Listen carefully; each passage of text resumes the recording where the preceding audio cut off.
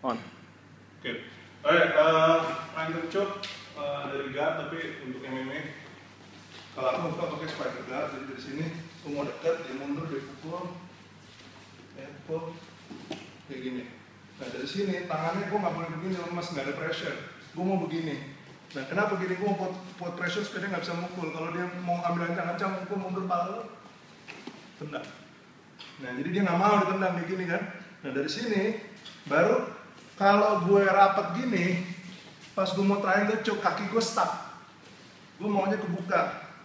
Nah jadi waktu kebuka, waktu tangan dia gue masukin, ini gue gampang tuh ambilnya.